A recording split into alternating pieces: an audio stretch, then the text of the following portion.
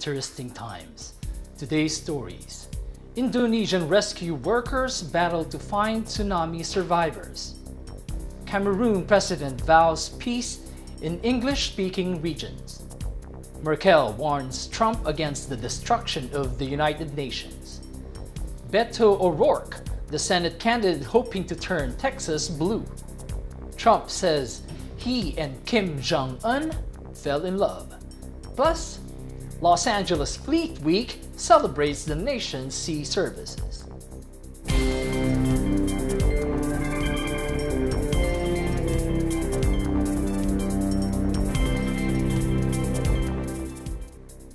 Hello everyone, I'm Ace Ramirez, bringing you stories from around the globe. And this is Eagle News, Washington, D.C.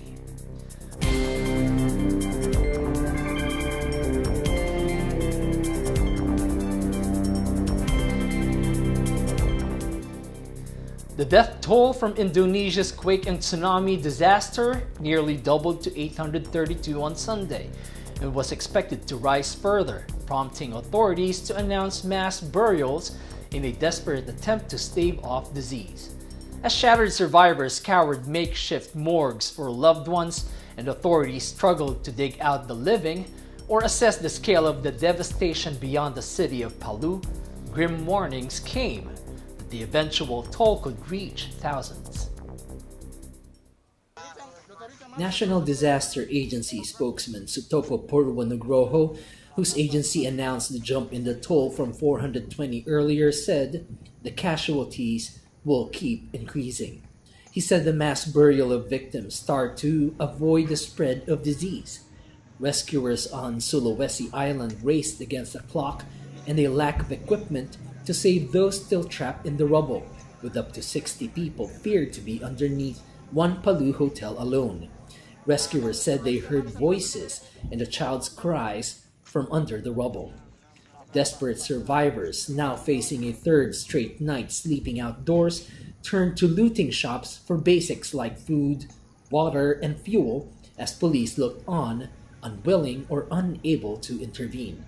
The government was left with little option but to promise it would reimburse owners. One survivor was hugging his wife by the beach when the tsunami struck on Friday. Like countless others, he has no idea where she is now or whether she is alive. He said when the wave came, he lost her. He said he was carried about 50 meters and couldn't hold anything. The water was spinning around him. He went back to the beach, found his motorbike and his wife's wallet. Others have centered their search around open-air morgues where the dead lay in the baking sun, waiting to be claimed, waiting to be named. President Paul Biya, who will seek re-election next week, told supporters Saturday that a firm hand and dialogue are needed to quell the violence in Cameroon's English-speaking regions. Hundreds of civilians and dozens of security forces are understood to have been killed in the majority French-speaking country's Anglophone Northwest and Southwest this year. In October 2017, radical Anglophone leaders declared a Republic of Ambazonia in the two English-speaking regions which were incorporated into Francophone Cameroon in 1961. As he courted voters in Marowa in Cameroon's far north, 85-year-old Biya said, to restore peace in the northwest and southwest, a firm hand and dialogue are needed to remain united. Biya said the country had overcome the worst of the conflict against Anglophone separatists, as well as the bloody insurgency being waged in the far north by Nigeria-based jihadist group Boko Haram. Biya delivered his first stump speech of the campaign to thousands of supporters under a baking sun at Marawa Stadium, flanked by dozens of ministers. The official campaigning ahead of the October 7 presidential vote began last Saturday. Thousands of members of Biya's ruling Cameroon People's Democratic Movement, or RDPC, took to the streets of Maroua, where the country's president of 35 years had also campaigned ahead of his last 3 electoral victories. The town's streets were lined with billboards emblazoned with Biya's face, proclaiming him to be the force of experience. 9 candidates will compete for the presidency, which Bia has held with an iron grip since 1982. Security has emerged as a key electoral battleground after the English-speaking separatists vowed the poll would not go ahead. Up next, Merkel warns Trump against the destruction of the United Nations. Beto O'Rourke, the Senate candidate hoping to turn Texas blue. Trump says he and Kim Jong-un fell in love. Eagle News, Washington, D.C. will return in a moment.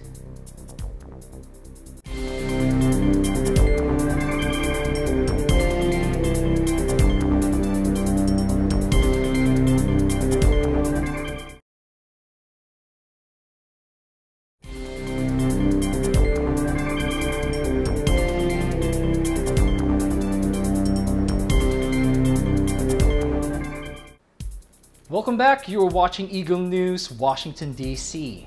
German Chancellor Angela Merkel on Sunday warned U.S. President Donald Trump against destroying the United Nations. Merkel said at a regional election campaign event in Bavaria, she believes that destroying something without having developed something new is extremely dangerous.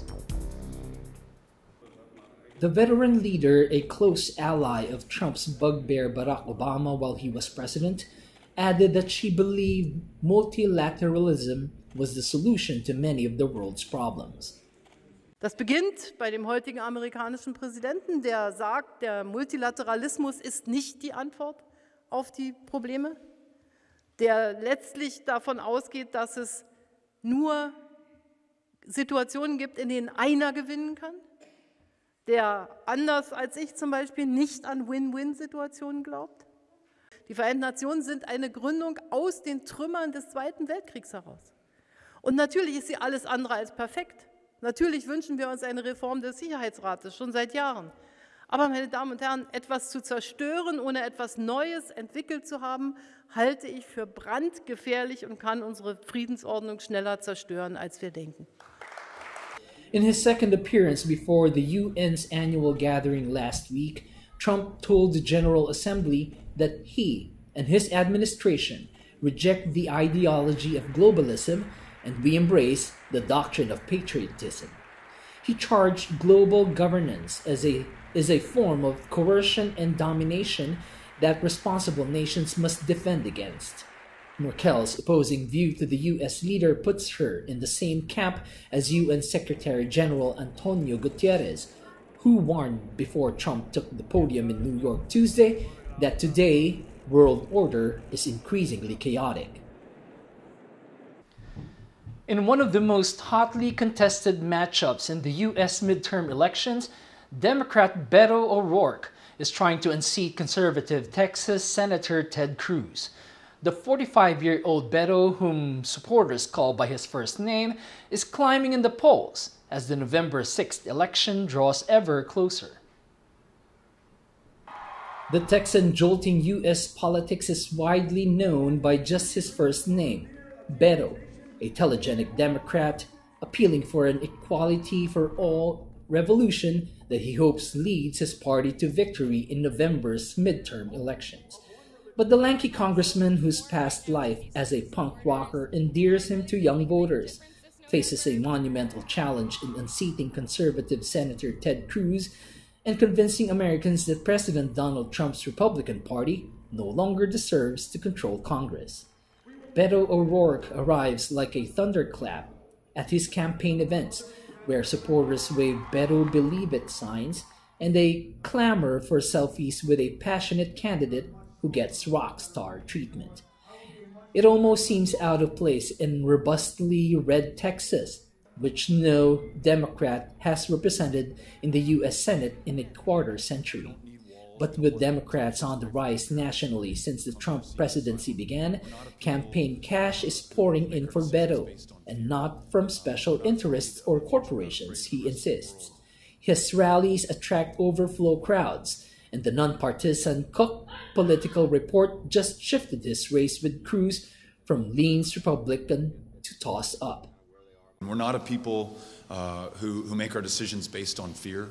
We're not afraid of the future. We're not afraid of the rest of the world. We don't need walls. We don't want to take kids away from their parents when they come here seeking asylum.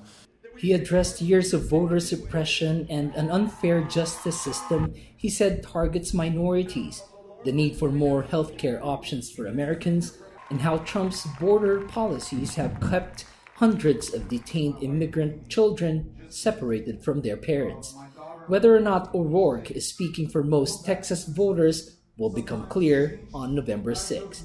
The largest Texas cities are Democratic, but the rest of this sprawling southern state is comprised of conservative small towns and cowboy country, where traditions die hard and Cruz rules.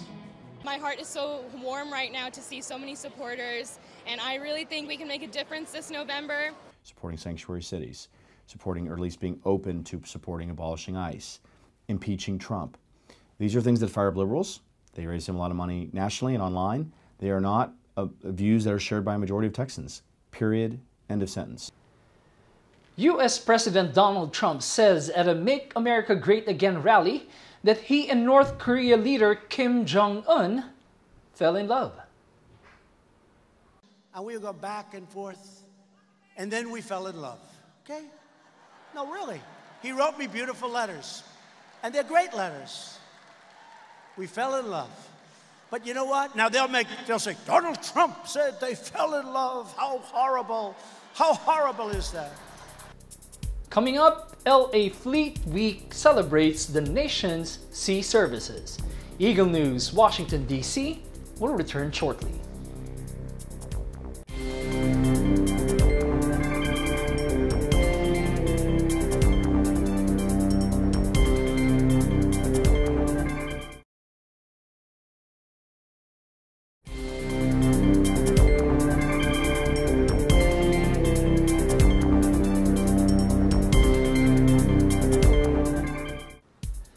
This is Eagle News, Washington, D.C. I'm Ace Ramirez. Eagle News correspondent Eva Basalaje takes us to this year's Los Angeles Fleet Week, a celebration of the nation's sea services. Let's take a look. Ships ahoy!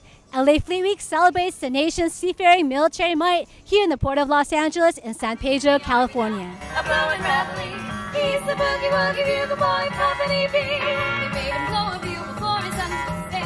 They really brought him down because he could not jam. The captain seemed to understand.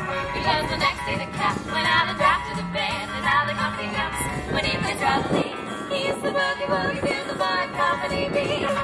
He was the boogie woogie bugle boy of company B. A big part of Fleet Week are the military transport, weaponry, and ships of war like this one. Docked at the Los Angeles waterfront, the USS Iowa is a battleship-turned-museum where one can walk in the footsteps of sailors who served in World War II, the Korean War, and Cold War. As spacious as the Iowa looks from shore, on board, tight quarters, narrow passages, and steep staircases tell a different story. To think that the crew of this majestic ship lived under these confined conditions makes one appreciate even more the service that they gave. Active duty military were present to answer questions about Fleet Week and to educate the public about what they do. What is LA Fleet Week? LA Fleet Week is a chance for us to bring out some of our gear and equipment, show the civilian population, so to show what we have and get that good community relations with them. We have our medical tents with our 305 tents and our AMOL blocks, which provide our medical equipment within 1st Medical Battalion. A lot of people don't realize how quick and accessible that is. Our goal is stabilization and damage control within our unit. We set up a Roll 2 facility. It's our shock trauma platoon, and that's how we take care of wounded combat injuries. And so if you would go over there, you would see a couple of our tents set up where we could receive those casualties, and then an example of our operating room. So LA Fleet Week's been a really great experience for us. It brings the Navy to LA. So we get up here and get to see, do a lot of different events, see the great community. They're very receptive to us, very welcoming, and really it's just showing them what their Navy does for them. What can the public find here at LA Fleet Week? There was a lot. We had concerts here the weekend. There was a lot of aerial shows, tours of the Iowa, tours of the ships, and then a lot of different vendors here with things on display, the local police, fire departments. We also had Marine Corps with some displays. We had a basketball tournament here this weekend, concerts again at night. It was really good. We're going to wrap it up tonight with a baseball game. A lot of people are really interested in pretty much all the military side as well as the police stuff that we have over there. We have a lot of questions that people have been asking about the Cobra, and that's what I fly. It's been great so far. The Cobra is the AH-1 Zulu. It's the newest version of the Cobras that the Marine Corps has. In the Coast Guard, we do search and rescue, migrant interdictions, law enforcement, and boater safety, and that's just to name a few. But we're just here today to show support for the rest of the branch and to let the public know what's going on. Is there anything else you'd like to tell our viewers about LA Fleet Week? Come down next year. It's amazing. What this is all about is our troops, right? The number one thing is we're here to show recognition and support and love for our heroes. I spent 5 years in the Army, 3 combat deployments, and retired in 2013 after I was injured in Afghanistan.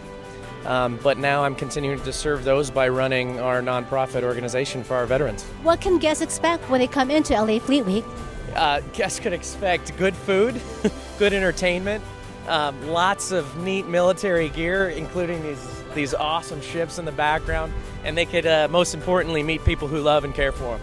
Can you tell us what is your role here at this event? So LA Fleet Week is a time when our military comes out and shows itself to the general public. And we have a thing called Galley Wars where each of the ships sends a team.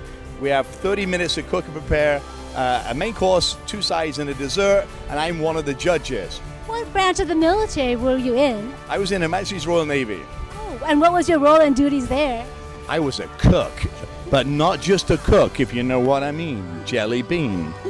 Is there anything else you'd like to tell our viewers before we let you go, Chef Robert Irvine? Just remember this, you have an opportunity to make somebody else's day that is less fortunate than you. Make it happen, smile, have fun, and thank you for watching this amazing show. See ya.